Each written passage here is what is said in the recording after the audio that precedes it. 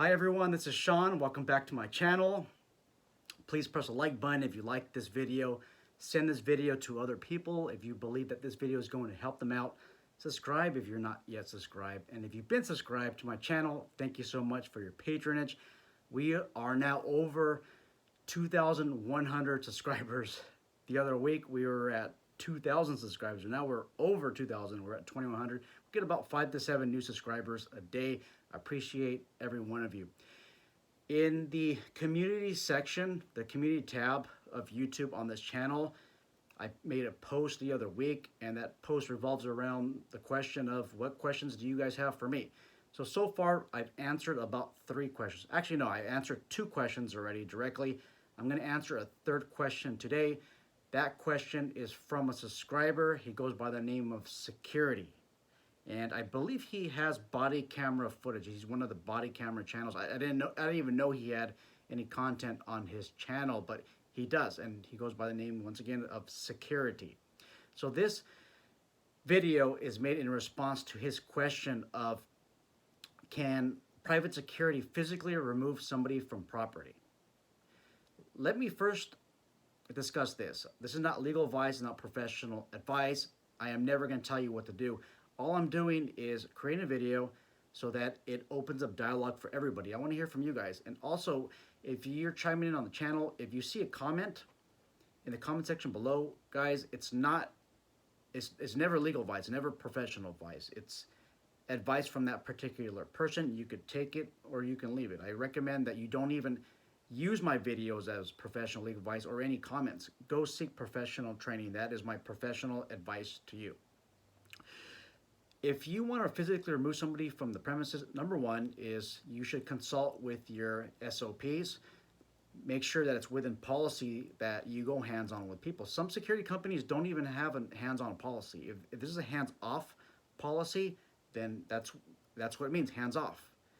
Go contact the police department. If you are a line staff member, meaning that you don't have any rank, no authority within your own company, call a supervisor, ask that person what they should do. But if you want to remove somebody, make sure that they're in fact trespassing, okay? And most of the time, make sure that they are violating some type of company rule or policy.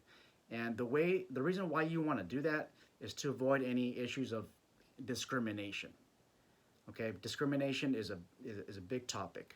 Now, it's totally up to you if you need to remove this person, but you also want to make sure that it's okay with the client. So maybe there's a manager that you are responsible for, or 2, and that person authorizes certain things to happen, certain acts to happen. Make sure you clarify with this person, hey, this person does not want to leave the property. This person is causing a scene. This person is disrupting customers. This person is preventing customers from entering the store because they're scared. This person is violent. Can I physically remove this person? I mean, ask this person, you guys. And if you have a body camera, that's even better. That way you get the okay from this person. This person who is the representative represents the client. Maybe that person might actually be the client, but get that on body camera if you even have one. I would even go so far as turn on, maybe you're not allowed to have body cameras. Maybe it's acceptable to turn on your cell phone camera and put it in your pocket so that other people are able to see it. You see, if you're in a 2-party state, 2 parties have to consent to an audio recording. Almost all videos have an audio recording feature. So if you're in a state like California, it's 2-party consent state. Have that cell phone camera visible in your pocket. Okay, turn it on. If you want to say you're recording, that's fine. It's one of those gray areas. If you don't, as long as that person understands that they're being recorded, then you can record. It's not legal professional advice. I'm just speaking on general terms. But we want to document that encounter with the client. My recommendation, you guys, I mean, when it comes down to security, I'm a hands-off person. I don't want to go hands-on with anybody. I don't know what the ETA, the estimated time of arrival for law enforcement is.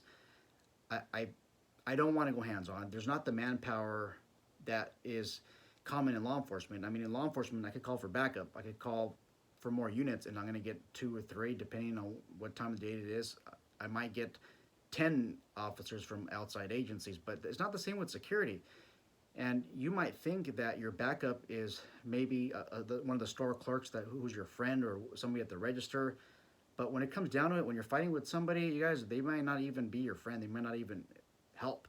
I've been on the ground fighting with people, and I'm talking about drag out fights as a law enforcement officer. And I would think, I thought at that time that the U.S. Customs and Border Protection agents that they're the ones that called me to the scene. I would think that they would help, but they didn't. One of the only times that I actually got help was through Customs and Border Patrol agent Andy Brewer, who used to help me every time I got into some type of altercation on their premises. He would help me. Unfortunately, he passed away right after he left work. He got into a crash. I think he worked a 16-hour shift. But that's another issue. I'm just memorializing him right now because that's somebody who I hold near and dear to my heart. Somebody who I remembered right now as I speak in front of you, in front of this camera. Anyhow, those so-called friends on the job site, they may not even help you. Your fellow security officers might not even help you. You really don't know who you're dealing with until the situation arrives, and then you know who your backup is. Okay, so let's just say you made the conscious decision to physically remove them. Maybe law enforcement isn't on their way. Maybe you're in Los Angeles and there's a 2-hour ETA or 3-hour ETA or tomorrow ETA. If this person isn't violent, you might not even have law enforcement respond. But make sure you have a good reason to remove them.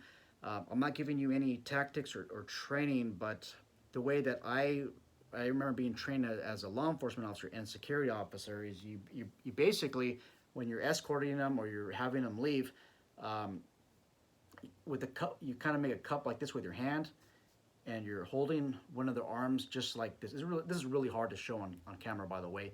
And then you are physically moving them in the direction that you want them to go. From this position, I could go into a rear wrist lock by using the other hands.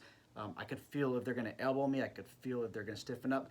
But I can get into so many different moves, different takedowns. Do not practice this in real life, you guys. I'm just showing you some of the training that's out there, and I want you to go this type of training.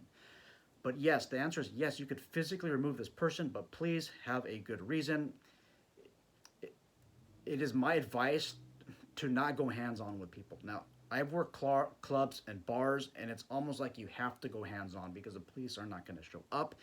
Bars and clubs are a different ball game, guys. I remember the days, and I'm going to be careful on what I say here, but the security staff that I work with, the way that they physically remove somebody is they did just that. They grab you. Here's the door, okay? Boom, okay? Your head goes right into the door or your upper torso, and they physically throw you out. And on top of that, they step on you, they stomp on you. You get punches, blows, all kinds of other stuff. I'm not saying that I did that. I'm just saying that this is the type of environment that I used to work in the late 90s. Is that acceptable nowadays? Well, look, force has to be reasonable. Some of the things that I've seen in those times, I'm not too sure that they would fly with today's societal standards, but make sure that it's reasonable, you guys. You can physically throw somebody out of your bar or your club or your premises if that grabbing and shoving and throwing, if it's reasonable. If somebody who's in a jury, if they would believe that technique, that tactic that you use is something that is reasonable. And also you have to have that reasonable fear that you are going to be injured. You can use reasonable force to remove somebody from your premises, and that's why I like this method. Again, do not practice this method. Go to a security training facility and ask them about this method. But you know, you're cupping them right, you're holding them right here, and you're using minimum force. You're just lightly pushing them in the direction that you want to go, and then from here, there's so many other takedowns that you can add in when you are attempting to remove them from the premises. So to answer your question, security, yes, you can physically remove somebody from premises. I highly recommend that you don't wait for law enforcement to get there, wait for backup to get there. Make sure that there's 2 private security officers. Make sure that you have at least 1 other partner. I prefer 3. I know that there's some posts where there's no backup. I just don't think it's worth it. Now, if they are about to physically attack somebody, assault somebody, and that attack is imminent, then I will more likely step in and physically remove them from the property. Let me know what you guys' thoughts are. Is yours private security company? Is it hands-on? Is it hands-off? What do you do when somebody does not want to leave the property? They're causing a scene. They're maybe destroying merchandise inside of the stores, and you call law enforcement and they are not on the way. What is your policy? What is your procedure? I am looking for the dialogue, and security is also looking for the dialogue. Take care.